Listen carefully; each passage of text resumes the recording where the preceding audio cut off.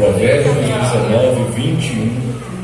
Quando você encontra, eu quero render graças a Deus por estarmos aqui reunidos, a convite uma vez mais, a pastora Cícera fez esse convite honroso, e é sempre um prazer estar aqui com os irmãos. Não, já não se constitui mais um convite, já faço parte da escala.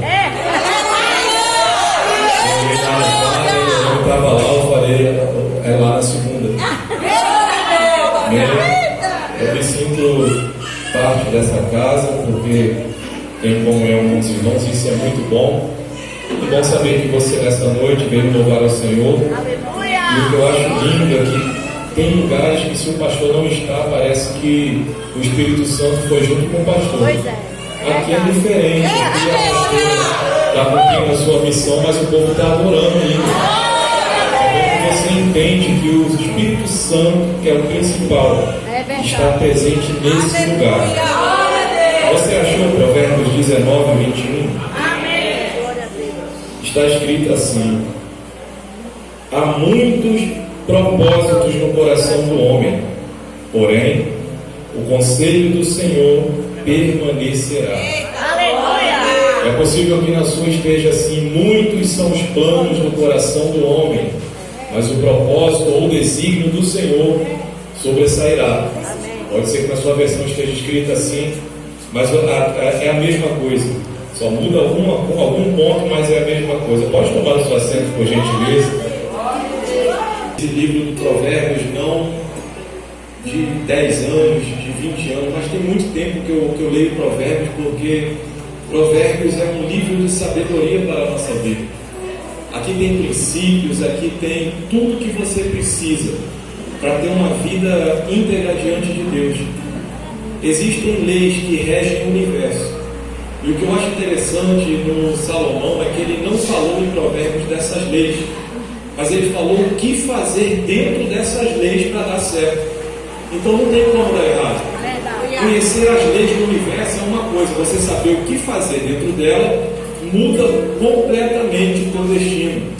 E nessa noite eu estou com esse versículo apenas para dividir com meus irmãos, e eu te peço, preste atenção, porque quando você pensar que eu ainda estou no tópico, eu já estou terminando a mensagem, mas eu quero que você entenda o que Deus tem para você nessa noite. Você pode falar com alguém que está do teu lado assim: você é tão maior do que você pensa. Você é tão maior do que você pensa. Isso não é uma fala de soberba e de orgulho, é uma fala de propósito.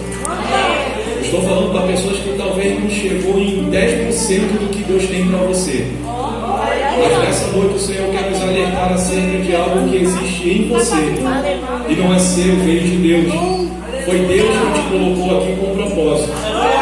E não conhecer propósito é um perigo, é algo terrível. Eu tive contato, irmãos, com esse versículo num certo dia, há muitos anos atrás, que eu estava, há muitos anos que eu digo, mais de 20 anos, eu estava sentado tocando guitarra na igreja, Assembleia de Deus Missionária, foi onde nós passamos 15 anos, eu e a minha esposa. Eu fui batizado lá, batizado do Espírito Santo, conheci minha esposa, namorei, noivei, casei, apresentamos os nossos filhos lá, e a gente veio sendo uma igreja chamada Assembleia de Deus Missionária, até o Senhor nos conduzir para o Ministério Palavra que Liberta, que hoje nós estamos inseridos e estamos representando aqui na região do Nordeste. Porém, uma certa feita eu estava sentado no cantinho tocando a guitarra, e o pastor estava falando, eu acho que inclusive ele ia louvar, e eu já tinha pego a guitarra quando minha irmã entrou de igreja dentro, correndo com o papel na mão, e ela pegava aquele papel chorando. Ai, correu para o altar com o papel balançando na mão, e todo mundo se assustou e olhou para trás: o que está acontecendo? Não penso que não. Ela chegou lá, falou: pastor, me dá esse microfone. Pegou o microfone na mão do pastor, falou: irmão, acabou, irmão, acabou. E eu já desesperado com aquela cena, eu falei: acabou o quê? E ela: acabou, não tem mais jeito para mim, eu tomei a vacina da H1N1. Era o tempo que a vacina da H1N1 estava sendo quase obrigatória para todo mundo. A gripe suína, se eu não me engano, tem bastante tempo isso. E ela viu uma notícia que os Illuminatis estavam destruindo a raça humana e que aquilo era para exterminar o povo. Aquela irmã entrou em desespero, em pânico total. E ele entrou com essa teoria da conspiração, como se fosse a verdade absoluta, que para ela não tinha mais jeito, que acabou, e assustando todo mundo, as senhorinhas já chorando, já com a mão no rosto, que acabou também. E eu tinha terminado de tomar a vacina, eu estava no Exército Brasileiro nessa época, eu tinha tomado a vacina um dia, ou no mesmo dia, ou talvez um dia antes. Aí o psicológico abalou, a mão começou a tremer de um lado só. Eu falei, eita Jesus. Aí eu olhei para a vaza e falei, vai dar tempo não. Eu comecei a gelar, eu comecei a ficar estranho, naquela estranheza, o Espírito Santo de Deus falou comigo, abre em Provérbios 19, 21. Aí eu corri para a Bíblia, abri Provérbios 19, 21. E estava escrito exatamente o que lemos aqui. Muitos são os planos do coração do homem, mas a vontade do Senhor sobressai a todas elas. Aí eu entendi, eu falei, pode até ter plano de Illuminati, se isso é real, mas a vontade do Senhor vai esmagar o plano dele. Depois eu até preguei isso lá na igreja para acalmar o povo, mas naquela hora foi o momento que eu tive o primeiro contato com esse texto. E de lá para cá eu não parei de meditar nele. Porque eu acho lindo quando alguém fala assim, eu já li a Bíblia 8 vezes. Eu falo, nossa, que maravilha, mano. Aí o outro chega, 8?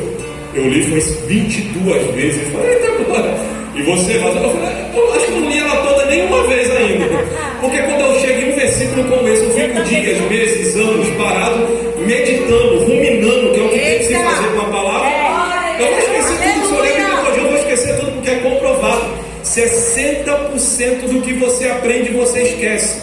Então não adianta eu ler a Bíblia milhares de vezes. Eu tenho que estudar a Bíblia Sagrada de forma organizada. Mas eu não preciso ter esse negócio de, se eu não li a Bíblia, alguém já até falou, se você não ler a Bíblia todinha, você não é crente. Fala Jesus, eu quero aceitar Jesus de novo.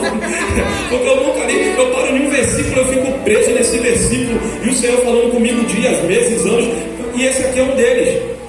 Eu não fiquei apenas naquela questão que o Senhor me informou naquela noite, de que os planos do homem eram frustrados pelo plano de Deus. Mas eu levei esse versículo mais a sério, porque esse versículo ele fala de propósito. E um grande pregador que já dorme no Senhor, em quase todas as suas pregações, a prédica dele era: a maior tragédia da vida não é a morte. Você já prestou atenção que você se apavora com a morte? Nós nos apavoramos com a ideia de morrer ou de perder alguém próximo de nós. Eu já me peguei chorando pela ideia de alguém que estava bem morrer. A pessoa estava com saúde, não estava doente, não estava nada, mas veio aquele pensamento na minha cabeça: e se o fulano morrer, daqui a pouco estava eu. A gente está vivo, não morreu não. É porque a ideia da morte apavora a gente. Sabe por quê? Porque eu e você, nós não nascemos para morrer. Nós somos seres eternos. Se você prestar atenção, você é mais espiritual do que carnal. Você tem um corpo que é visível, mas você tem uma alma e um espírito, e alma e espírito não é visível. Então 2 contra 1, você é mais espiritual do que carnal. Nós não nascemos para morrer. Alguém pode falar assim: olha, leva para casa, porque daqui a pouco vai morrer. Aí a pessoa vai e leva para casa. Quando chega em casa, do lado a pessoa não morreu ainda, mas com a notícia dada, sabendo o que vai acontecer quando a pessoa dá o último suspiro, a pessoa cai em pranto, em desespero, porque nós não somos preparados para a morte. A morte é algo que nos assusta, é algo que nos atemoriza, é algo que muda o nosso ciclo, a nossa história. A saber, eu tenho por certo que alguém aqui, a sua vida foi mudada pela morte de um ente querido, pela morte de um amigo, pela morte de alguém, porque a morte é algo que amedronta o ser humano. Mas deixa eu te dar uma notícia: a maior tragédia da vida não é a morte. Sabe qual é a maior tragédia da vida? É alguém que nasce, cresce, reproduz e morre sem conhecer o seu propósito. A maior tragédia da vida é você viver sem saber por que você está aqui. Não existe tragédia maior do que essa. Sabe por quê? Porque depois de morto não adianta querer voltar para fazer aquilo que você foi chamado para fazer. Depois de morto acabou. A tragédia maior é não conhecer o propósito que Deus te chamou para você viver esse tempo todinho. Ou você acha que você é um super campeão mesmo, que lá na guerra dos espermatozoides você foi o campeãozão, foi o bonzão, entre milhares deles você foi o que acertou o alvo certinho, foi o que foi lá no caminho, e os outros foram para outros lados, se perderam. Não, eu cheguei porque eu sou campeão mesmo. Tu tu acha que aquilo dali é porque você é bom, porque eu sou bom, a gente tem medo de escuro, irmão.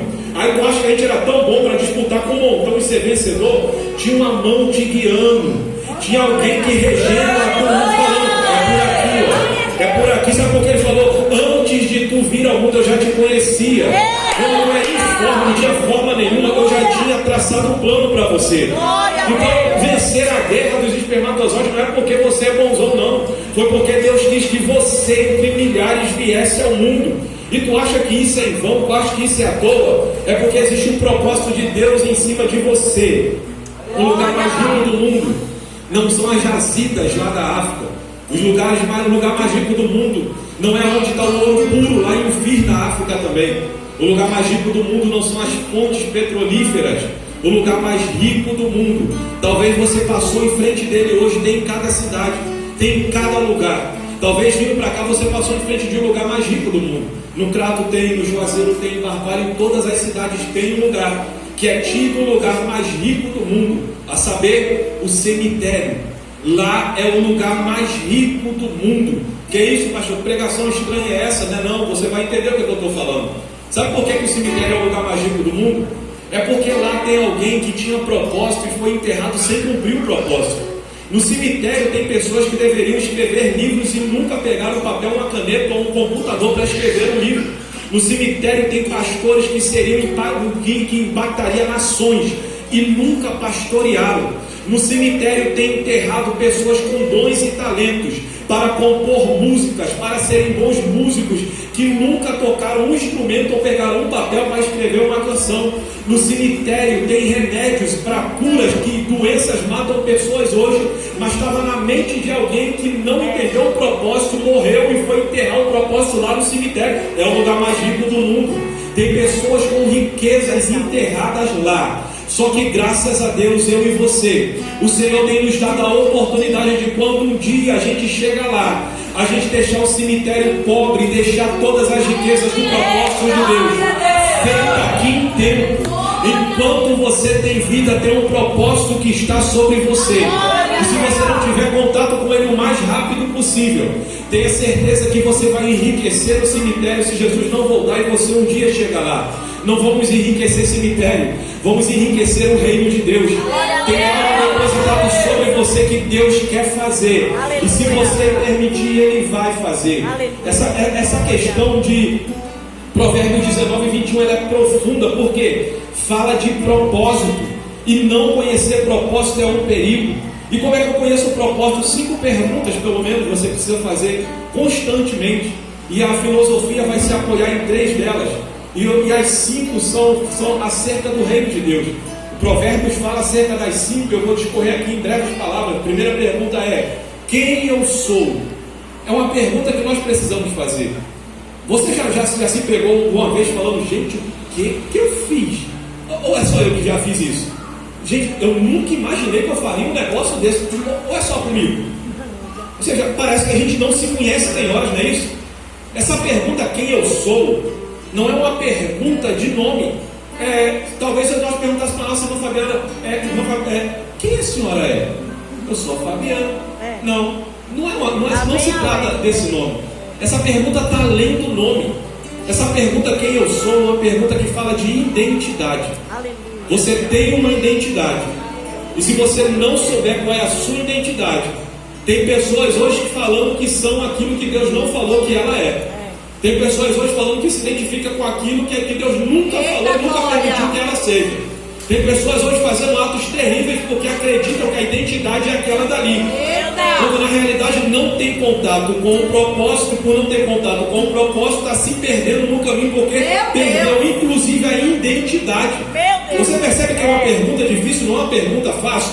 Identidade não fala do meu nome. Essa palavra é uma palavra oriunda do latim, que vai falar sobre identitas, no latim, que significa da mesma origem, do mesmo ser, da mesma pessoa. Idem vem de identidade, ou seja, igual, igualzinho, idêntico.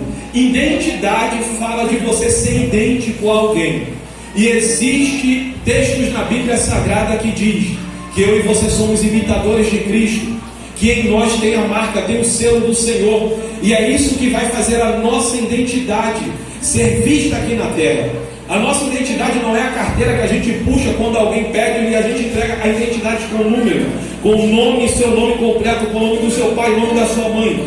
Mas essa identidade que nós precisamos recapitular dentro desse versículo que nós acabamos de ler, fala de uma identidade diferente da terra, fala de uma identidade do céu. Quem é você?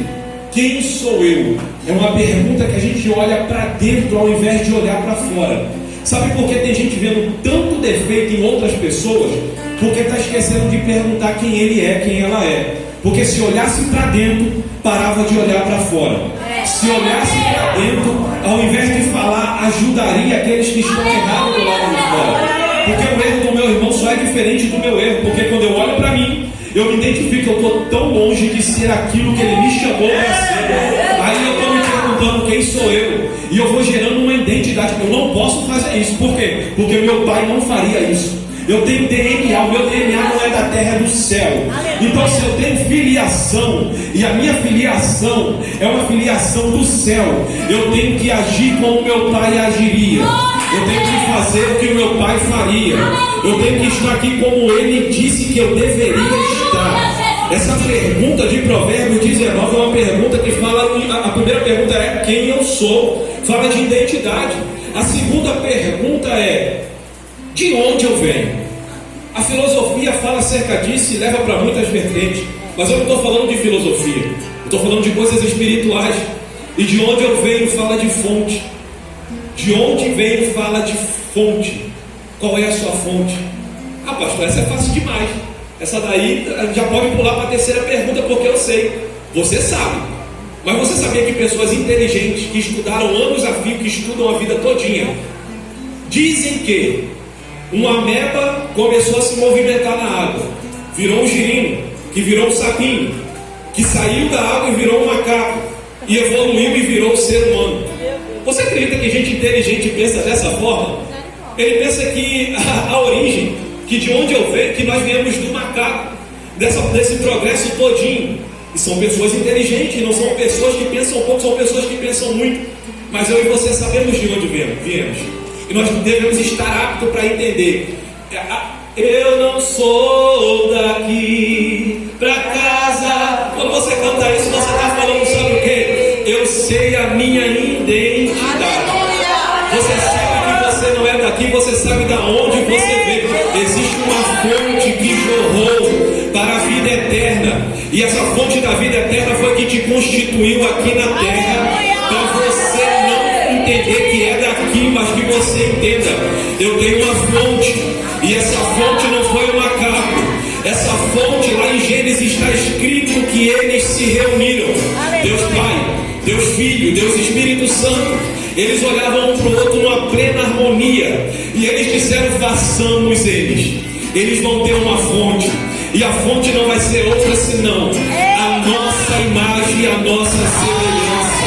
Você é a cara de Deus, sabia? Você é a cara do teu Criador.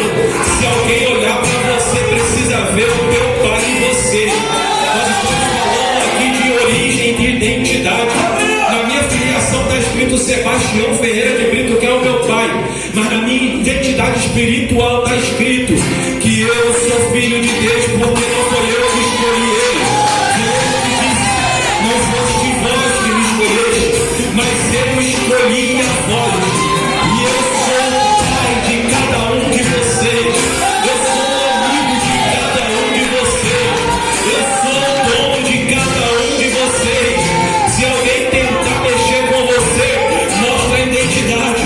Se alguém tentar perguntar onde tu vem, fala, eu tenho fonte. E a minha fonte não é a terra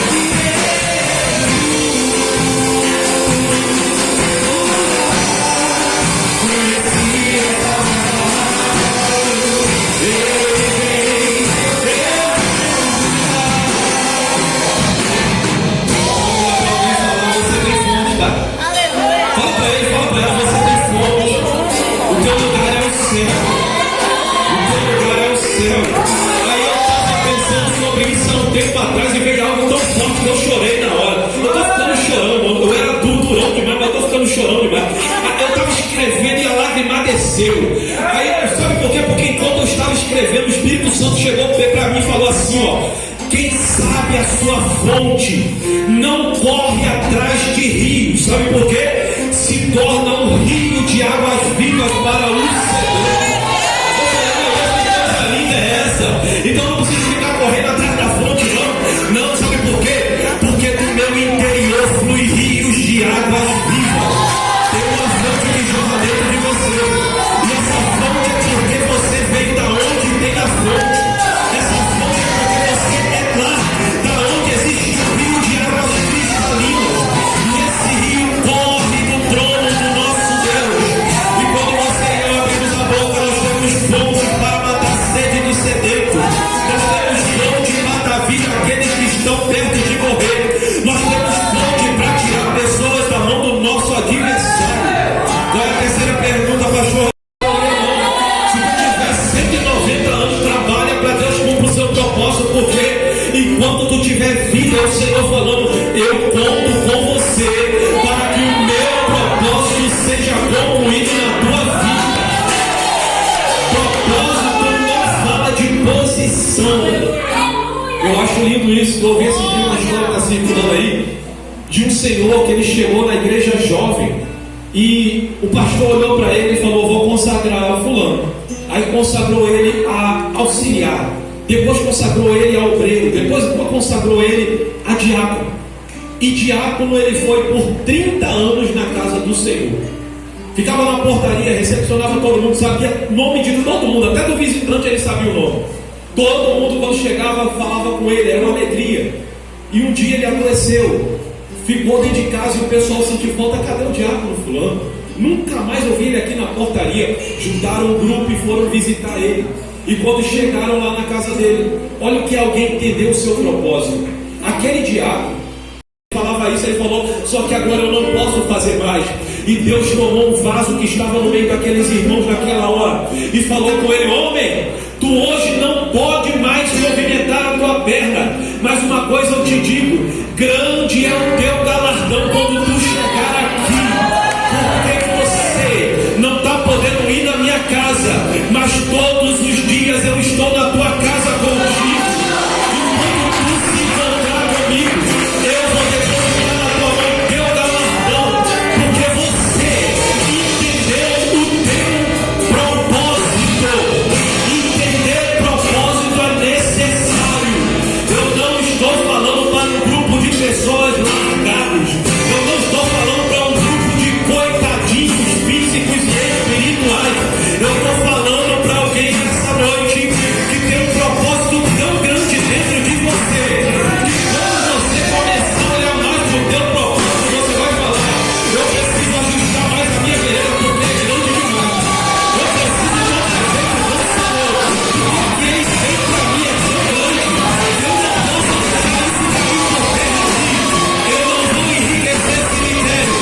Eu não vou deixar passar o meu tempo de propósito aqui na terra. Mas enquanto eu estiver aqui, enquanto você estiver aqui, o propósito de Deus vai prevalecer sobre a sua vida. Levanta a mão com as mãos e fala: Senhor Jesus, Senhor Jesus, cumpra em mim o teu querer. Fala comigo assim, ó: Senhor Jesus, cumpra em mim o teu querer. Teu propósito sobre a tua vida. E talvez enquanto eu estou falando aqui, alguém já sente um peso desse propósito sobre você. Eu aprendo 3 coisas com esse texto. Provérbios 19, 21 vai falar: muitos são os planos do coração do homem. Pronto, ponto. Muitos são os planos de quem? Nossos. Nós temos milhares de planos, já viu? A gente tenta fazer de tudo. A gente planeja tudo, é só a gente ver um negócio dando certo, a gente: opa, eu me identifico com isso aí, não tem nem jeito para fazer, mas a gente: opa, vai dar para mim também, por causa do resultado. A gente planeja. Não, vai ser assim, vai ser assim, vai ser assim. E sabe o que o texto está falando? Que os nossos planos são muitos, mas os de Deus é um. Entre muitos e um vai prevalecer um. Muitos são os planos do coração do homem, mas o propósito do Senhor sobressairá todos eles. Então eu aprendo 3 coisas aqui. Primeiro, o propósito é mais importante do que o nosso plano. Primeira coisa, de cara, para quem é inteligente, você é mais inteligente do que eu, você sabe disso. O propósito é mais importante do que o plano. Segunda coisa que eu aprendo: o propósito é mais poderoso que o plano. O que é que eu aprendo com isso? Os planos serão frustrados pelo propósito. Não adianta, raciocina, coloco perto de algo irracional dentro e coloco aonde eu quero, porque o meu propósito vai ser cumprido. Não queira descer, não queira descer, não queira descer, não queira descer para lá no fundo você clamar: Deus! Pelo contrário, conheça o teu propósito e vá subindo, subindo, subindo, subindo. Quanto mais tu conhece o teu propósito e segue ele, mais você sobe. Não adianta correr do propósito, porque o propósito te persegue.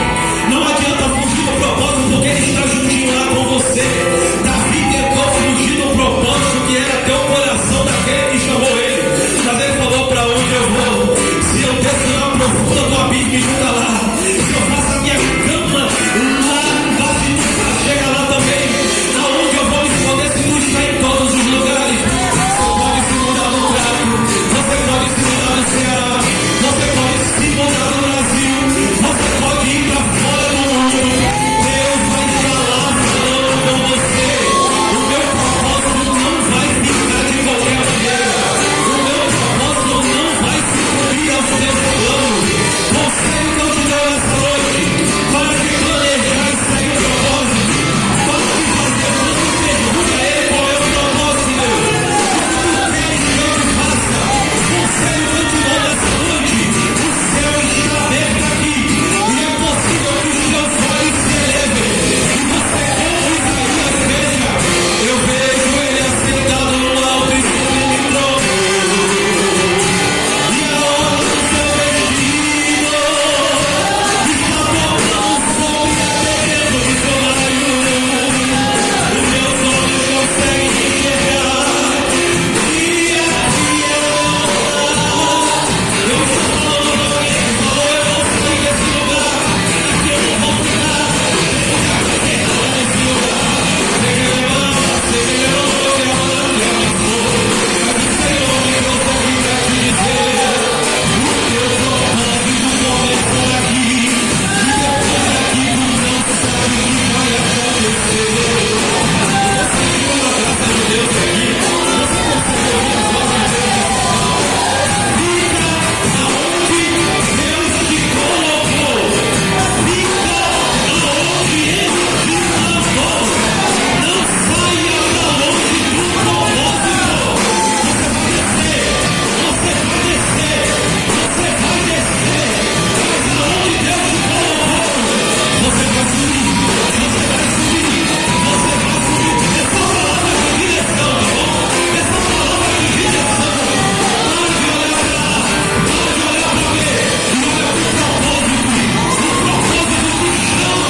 lugar.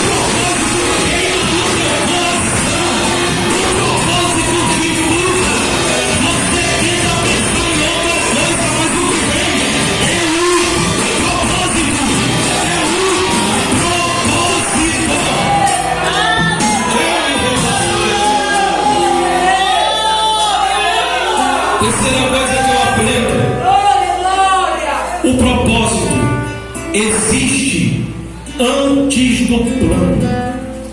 Muitos são os planos, mas o propósito sobressairá. O propósito veio antes do plano. Quem planeja melhor? Eu ou aquele que antes da eternidade já estava lá? Eu fico imaginando a eternidade, eu não consigo imaginar porque a gente está limitado a tempo, a hora, daqui a pouco a gente tem que parar. Mas e o Pai da eternidade? Ele estava lá antes da eternidade existir. Já existia um plano nele. E esse plano estava traçado desde tempos que nós não conhecíamos. Sabe o que tem dentro de você? Um grande potencial. E o que é potencial? Potencial é algo que pode ser grande, mas ainda não foi gerado. Potencial, tem gente com grande potencial que não usa esse potencial que tem para fazer aquilo que o Senhor chamou. Então potencial é algo que ainda não começou.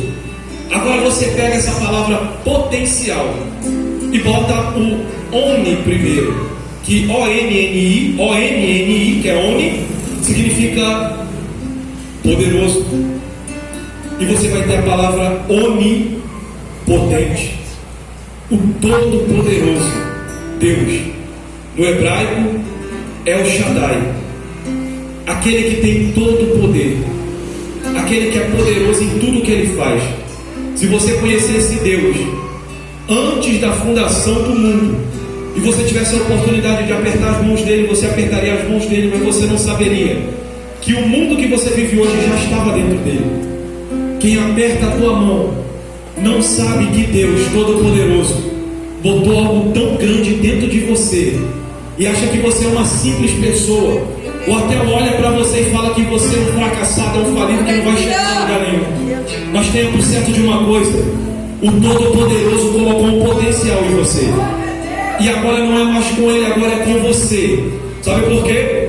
O poder dele fez com que o haja existisse, fizesse a existir tudo. O poder dele fez com que eu e você estivéssemos aqui. E continuar aquilo que já foi depositado dentro de nós é comigo e é com você. Isaías 46, versículo 9, é um texto que fala exatamente sobre isso. Olha o que aqui diz Isaías 46, 9: lembrai das coisas passadas da antiguidade, porque eu sou Deus e não há ninguém mais. Eu sou Deus e não há outro como eu. Declaro o fim desde o começo e desde os tempos antigos as coisas que não estavam ainda feitas, dizendo: o meu propósito prevalecerá e eu farei toda a minha vontade. Você percebe o que Deus está falando aqui? Ele está falando: eu não começo algo antes de já ter terminado. Quem fez o microfone, testou o microfone milhares de vezes para amplificar a voz, para depois lançar o microfone. Deus não. Deus fez eu e você com grande potencial e botou a gente para a gente, com o decorrer do tempo, ir fazendo isso acontecer e não enriquecer cemitério. Por quê? Porque ele já terminou tudo que tem traçado para mim e para você. O teu propósito vai ser concluído, queira o inferno ou não, queira os demônios ou não, queira talvez a tua família ou não, queira talvez o seu cônjuge, o seu filho, a tua filha, o seu pai, a sua mãe ou não. O propósito de Deus vai prevalecer, porque Isaías falou: o meu propósito prevalecerá e eu farei toda a minha vontade. Nós precisamos correr para o propósito. Pastor, esse negócio é difícil, por quê? Eu não sei qual é o meu propósito. Sério? Tu não sabe não? Então nós vamos finalizar agora falando um pouco disso. Como é que eu descubro o meu propósito? Aquilo que te faz incomodar. Você se sente incomodado com algo? É certo que sim. Tenha certeza absoluta que o teu propósito está totalmente entrelaçado ao que te incomoda. Tu não aguenta ouvir a palavra distorcida. Pronto. Se prepara, pregador. Se prepara, pregadora. Se prepara, porque Deus vai te usar na palavra, irmãos. Eu detestava ouvir palavra distorcida. Eu falava: não é isso que está escrito. Eu ficava para morrer. E eu nunca imaginei um dia estar ministrando a palavra do Senhor, mas aquilo me incomodava. Eu era tão tímido, eu já falei isso aqui algumas vezes, que alguém chegava em casa e falava: cadê teu filho? Que eu sou o caçula. Aí minha mãe: vou chamar o William. Aí eu não ia, ficava trancado. Minha mãe ia lá: vem cá, que a minha visita quer te conhecer. Eu falei: mãe, mostra a foto lá na parede. Se tu não vir. Aí eu vinha. Aí ela vinha eu: nossa, como ele é bonito. Todo tímido, todo torto, com a cara queimando, porque eu era tímido ao quadrado. Voltava para eu falei: por que minha mãe faz isso comigo? Tímido ao extremo. Nunca imaginei falar para duas pessoas, que dirá para 10, 20, 100, 200. Quando o Senhor colocar, eu nunca imaginei. Mas uma coisa me incomodava: quando eu ouvia alguém falando algo errado da palavra, quando eu vi alguém distorcendo a palavra para tomar vantagem de alguma coisa, falando que não era. E de 20 anos para cá isso tem acontecido muito. O pessoal de 20 anos para cá tem tirado o nosso foco do céu e colocado nossos olhos na terra. Você não nasceu para ser perdedora, você nasceu para vencer. Você vai ser. Não pedaço esse negócio aí, não tá gostoso que não tá mastigando. Que negócio é esse? Ah, isso me incomodava, esse negócio de você vai ser o máximo. Eu falo, não é isso não. Eu tenho que tomar vergonha na cara e me converter. A Bíblia fala comigo mais de conserto do que eu vou ser. Eu tenho que você é uma coisa que Deus quiser que eu seja, mas é dentro do propósito. E eu não tenho que sonhar o que eu quero sonhar, eu tenho que sonhar o plano de um propósito de Deus, porque os meus planos serão frustrados. E hoje estou eu aqui falando de propósito para você. Então o que te incomoda é o que está ligado ao seu propósito. Você quer ver uma coisa? Madre Teresa de Calcutá, já ouviu falar da história dela? Aquela mulher detestava a pobreza, ela sofria com a pobreza. O que ela fez? Gastou a vida dela todinha em prol dos pobres. Ela fez tudo o que ela podia para ajudar os pobres, porque aquele era o propósito dela. Outro, Nelson Mandela, ele detestava a escravidão. E o que ele fez? Passou a vida todinha para livrar o povo dele. Apanhou, foi preso. Se bem que tem algumas histórias contraditórias da história dele, mas no máximo o Mandela deu a sua vida por inteiro para que a escravidão acabasse. Um homem de propósito, ele entendeu qual era o propósito dele. Quem mais? Thomas Edison. Quem não sabe a história do Thomas Edison, que tinha medo de escuro e inventou essa lâmpada que está aqui com a gente hoje. Olha só, um homem com um propósito. O que incomodava ele? O escuro. Chegava à noite, ele já começava a ficar incomodado, ao ponto que ele falou, eu preciso fazer alguma coisa. E ele fez. Ele acabou com a escuridão da noite através do propósito dele. Imagina se Thomas Edison desistisse de fazer isso. Talvez alguém faria depois, mas muitas pessoas perderiam benefícios por causa disso, e ele seria mais um enriquecendo o cemitério. Mas ele falou, eu estou com medo do escuro, isso me incomoda, mas eu tenho um propósito nesse negócio, porque não é comum me sentir incomodado disso. E ninguém melhor do que o nosso maravilhoso Jesus. Jesus se incomodava com o pecado que nos separava dele. E sabe o que ele falou? Eu vou cumprir o propósito de entregar a minha vida por ele. Eu não vou deixar esse propósito cair por terra. O Senhor é um grande líder político. Ele não, sou líder político não. Eu tenho um propósito. Qual é o meu propósito? Eu vou levar todos eles para onde eu estiver. Quanto antes eu poder fazer isso melhor. Alguém vai dizer que ser velho demais é porque o Senhor honrou. Eu concordo. Muitas das vezes, se você estiver cumprindo o propósito, idade é sinal que Deus te deu longos dias na terra. Mas está para nós, irmãos, tem velhice que não é de sabedoria de propósito, não. Tem velhice que é Deus dando tempo para ver se o cabeçuda entende o propósito e ainda faz alguma coisa. Porque tem gente que já está com quase 80, quase 90 anos e eu nasci, mas não sirvo para nada. Que conversa é essa? Propósito Deus colocou em todo mundo. Então quanto antes a gente descobrir o nosso propósito, mais cedo o Senhor nos tira da terra, porque nós cumprimos aquilo que Ele nos chamou para fazer. O nosso maior exemplo, Jesus Cristo, Ele é eterno. Ele podia ficar aqui até 80 anos, mas Ele viveu quantos anos? 33 anos. Sabe por quê? Ele se esvaziou do propósito que Ele foi chamado a fazer. O Senhor quer nos tirar daqui, mas Ele quer que o nosso propósito seja totalmente cumprido. E Jesus nos mostrou que Ele sabia todas essas perguntas: quem Ele é, de onde Ele veio, o que Ele veio fazer, o que Ele podia fazer e para onde Ele voltou. E um dia vai nos levar para lá. Primeiro passo para descobrir propósito é aquilo que te incomoda. E talvez você lembrando aí, você já vai saber exatamente qual é o teu propósito. Rapaz, isso me incomoda, pastor. Não sei que negócio chato é esse. Eu não gosto de ver isso aqui errado. Pronto. Não critique e faça o que o Senhor te chamou para fazer. Aleluia. Ah, aquilo dali está errado. Pronto, se está errado, está te incomodando, você viu, você está vendo que outros não viram. É o teu propósito. Cumpra ele. Faça por onde se aproximar do propósito. Se tu sabe fazer e não faz, você está errando. Se você sabe como fazer e não orienta alguém a fazer, você está incorrendo em um erro gravíssimo. Então, ao invés de falar, e eu sei que aqui não tem ninguém assim, graças a Deus, aqui só tem crente com propósito. Ninguém aqui olha ele e fala. Pelo contrário, você olha e faz. Você olha e fala: posso ajudar a pastora? Ó, pastora, isso aqui está me incomodando, isso aqui está mexendo comigo. Eu posso tentar? Eu sei que você é assim.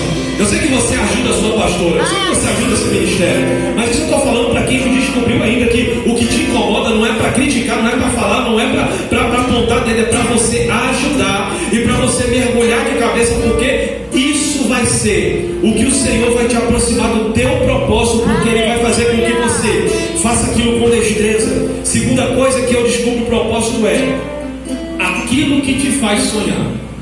Eu não estou falando de eu sonho em ter um carro importado. Depende, talvez, mas dificilmente um carro importado vai ser para um propósito divino na terra. Mas você já prestou atenção que quando você era pequeno, você se via em algum lugar? Já aconteceu contigo? Você está assim, talvez no pequeno, grande, médio, e você está assim parado, e você vê aquele flash assim de algo acontecendo contigo, tu volta e fala, coisa estranha. Eu já me vi diversas vezes na minha vida assim, eu parado, eu me via no púlpito pregando, eu falava, essa fiada. Os flashes, esses flashes da nossa vida, você precisa prestar atenção neles, porque são eles que estão apontando para o que o Senhor te chamou para fazer. Há coisas impossíveis que você se vê fazendo. Quando tem hora que você está conversando, aí você, eu podia fazer isso, aí eu ia fazer assim, já me veio não sei o que, aí alguém até interrompe, e fulano, volta, tá maluco? Que isso? Não vai acontecer não. Que conversa é essa? Aí você volta, porque você deu ouvido a alguém, mas você não deu ouvido àquilo que está na tua mente te chamando. O teu propósito, ele te chama de diversas maneiras. Você se vê fazendo uma coisa e você se alegra, já viu? Quando você pensa em fazer algo que vem aquela alegria no teu coração, irmão, isso é um indício que isso é o teu propósito. Quando você tem alegria em fazer algo, quando você vê o resultado de algo que você fez e você alegra o teu coração para o Senhor, isso é o teu propósito. Tem pessoas que precisam olhar mais para o propósito, porque senão vai ficar correndo atrás de planos. Terceiro e última, o dom que Deus colocou em você, ele te persegue. Você já percebeu isso? Ai, meu Deus do céu, eu não estou aguentando mais isso não. O que foi, mano? O que foi? Não, parece que só vem gente com problema falar comigo. Tu prestou atenção que é o teu propósito, não? Que tu tem palavra para quem tem problema? Que Deus colocou um conselho na tua boca para falar com quem precisa. Então a questão não é o que eu estou fazendo aqui, é o que eu posso fazer aqui. E o que eu posso fazer aqui? Cumprir o teu propósito. Se chegou alguém com problema, aconselha. Ah, meu Deus do céu, ninguém me chama para uma pizzaria, só me chama para oração. Tu prestou atenção que Deus te chamou como alguém que fala na terra e o céu se movimenta? Ah, mas quando eu estou orando eu gosto. É porque eu tenho propósito. Tem gente que Deus chamou para oração mesmo, chamou para quê? Tem gente que é o 6 horas, o crente 6 horas. 6 horas por mim? 6 horas por mim? 6 horas. É o crente 6 horas. Mas tem uns não, que é um crente do propósito. Qual o crente do propósito? Fulano, eu não estou aguentando mais, tá? Não, o que está acontecendo? Isso, eu vou orar. Ora por mim quando você estiver em casa. Não, vou orar por você aqui agora. Senhor, meu Deus e meu Pai, para Ele é impossível. Para Ele é impossível. Mas Deus, movimento o céu nessa hora. Pronto. Aí a pessoa que estava sem saída falou, gente, que conversa é essa? Por que eu não fiz isso ontem?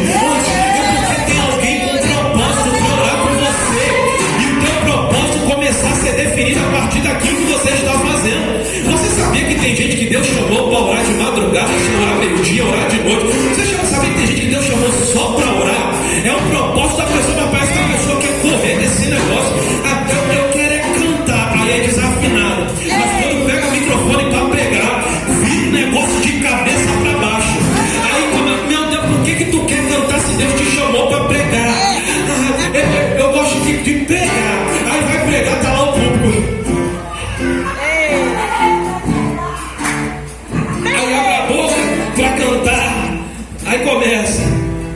Irmãos, terminei a pregação. Pregou 20 minutos e o povo já estava cansado. Aí quando começa a cantar, o único que é digno de receber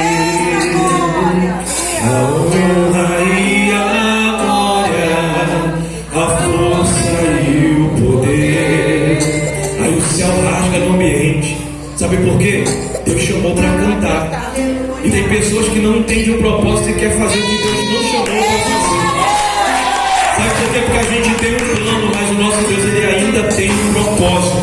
E é um propósito propósito que vai prevalecer sobre o nosso plano. Eu acho que eu tenho uma habilidade, eu acho que eu tenho um chamado aqui, pastor, mas eu sou tão ruim quando eu começo a fazer aquilo que eu fui chamado. Eu tenho certeza que o meu chamado é esse, mas quando eu subo no altar para pregar e eu começo a ler, eu pareço aquela gaguinha de Ilhéus, pastor. Eu começo a Isaías, e quando eu desço eu falo normalzinho. Como é que eu faço isso? Treine a habilidade que Deus colocou em você. Começa a pregar para espelho, começa a pregar para pé de mão. Quando chegar no tempo da manga, chega lá de frente da mangueira e fala: essas plantas que estão verdinhas, elas vão amadurecer e vão ser docinhas, mas já tem algumas que estão apodrecendo, vai ser cortada, vai cair, mas não se preocupa, manga, tu ainda não está perdida, tem um caroço que vai germinar dentro de você, tu vai crescer, vai ser uma manga cheia de pregação da manga aqui também. Habilidade, você precisa treinar habilidade. Habilidade é que você precisa treinar. Quem conhece Michael Jordan aqui? Você já ouviu falar do Michael Jordan? Você acredita que o astro do basquete, conhecido mundialmente, acho que até fora as estrelas conhecem ele, aquele homem é conhecido hoje em todo lugar do planeta. Sabe qual foi a história daquele homem? Uma vez ele contou com um pregador dentro do elevador e eles se conheceram. O pregador falou: Jordan? E ele falou: Monroe? Os dois se conheceram e começaram a conversar. E nessa conversa, o pregador perguntou a ele: como é que você chegou tão longe, Jordan? E eu estou falando, sabe de quê? De dom, de habilidade. E existe um em você. E o Jordan falou assim: nem sempre foi assim, pastor. Eu me lembro que eu comecei a jogar basquete no time da escola. E todas as noites eu sonhava na NBA, eu sonhava que eu estava na NBA. Eu sonhava que eu estava no melhor time da minha época. E eu tentei jogar aquele negócio que estava pulsando dentro de mim. Só que eu não acertava uma cesta, nem no treino e nem no jogo. E um dia me colocaram para jogar, para fazer o teste, porque eu já tinha altura. E quando eu joguei a bola, eu arremessei, eu errei todos os arremessos. Sabe o que o técnico falou? Me chamou na frente de todo mundo e falou assim: ó, faça qualquer coisa na tua vida, vai vender frango frito, vai fazer qualquer outra coisa, mas esquece o basquete que não é para você, some desse time, eu não quero mais te ver aqui. Ele falou que saiu decepcionado com lágrimas nos olhos, só que aquilo queimava ainda no coração dele. E ele morava em um lugar bem pobre, mas no fundo da sua casa tinha uma quadra de basquete. E sabe o que Jordan falou? Ele falou que pegava a sua bola de madrugada, enquanto todos estavam dormindo. Ele foi para aquela quadra e batia a bola no chão e errava a cesta. A bola voltava para ele, ele batia e errava. Ao ponto que ele começou a perceber que de 10 ele errava 9. Aí daqui a pouco começou a cair de 10 e ele errava 5. Quando chegou a um ponto que todas as madrugadas Jordan estava na quadra de trás da casa dele, arremessando a bola, e ele percebeu que de 10 ele estava acertando 10. Ele mudou de posição e começou a jogar. E aqueles acertos aconteciam. Ele começou a jogar com a mão só, e os acertos aconteciam.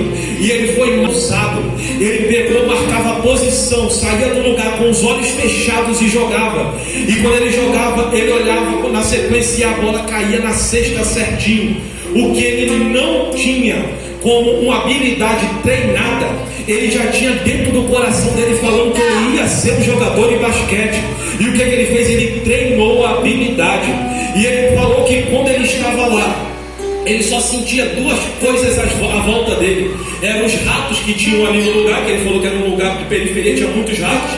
E ele falou que quando ele fechava os olhos, ele sentia uma sensação tão boa, que ele sentia como se anjos estivessem à volta dele. E ele não errava um arremesso daquele. E ele chegou para o técnico e pediu: eu posso voltar para o time? Ele falou: você aqui de novo? O que tu está fazendo aqui? Eu já te falei que tu não tem jeito mesmo. Ele falou: não precisa me colocar, só me deixa no banco. E ele sabia que com o propósito, aproximando-se do propósito dele, mais cedo ou mais tarde a oportunidade ia aparecer. E ele treinava todas as madrugadas e ia pro time ficar no banco, só olhando jogadores inferiores a ele jogando, errando a cesta, e ele no banco. Só que um belo dia, na final do campeonato, o que acontece? Alguém se machucou e teve que ser trocado. Aí outro se machucou, teve que ser trocado. Alguém botou a mão na perna e não dá mais, teve que ser trocado. O astro principal que estava com certo, que fazia mais cesta, olhou para o técnico e balançou a mão. E ele já tinha botado todos os reservas. E quando o técnico bateu o olho, quem é que estava lá com a única opção para entrar no jogo? O técnico botou a mão na cabeça e falou: ele não. Olhou para o relógio, o jogo estava empatado e faltava, quem fizesse ganhava, faltava alguns segundos. E ele falou: corre aqui, Jordan, olha, você vai entrar, corre da bola, não pega na bola, se esconde dele, se ela vir na tua mão, passa ela imediatamente pro primeiro que você vê. Você está me ouvindo, Jordan? Ele: sim, estou ouvindo. E entrou. Quando ele entrou, não faltava 10 segundos, e alguém procurou daqui para lá, jogou a bola na mão de quem? Michael Jordan. E quando ele pegou a bola, ele olhou para o lado, ele disse que o técnico estava rangindo: toca, joga, gritando. E ele falou que aquilo começou a ficar em câmera lenta. Ele olhou para o outro jogador que estava sozinho, falando: joga a bola. E ele falou que estava em câmera lenta, mas ele lembrou da quadra de trás da casa dele. E ele fechou os olhos, e ele disse que quando fechou os olhos, ele viu que tinha anjos à volta dele. E ele, não olhando para a cesta de longe, ele arremessou com os olhos fechados. E ele disse que não quis abrir os olhos para não ver o que ia acontecer. Mas quando pensou que não, ele ouviu um grito. E quando ele abriu os olhos, cesta de 3 pontos. O time ganhou o campeonato e Jordan fez a último ponto, e dali nunca mais ele voltou atrás. Sabe por quê? Porque quem tem propósito não ouve a voz de quem não tem propósito.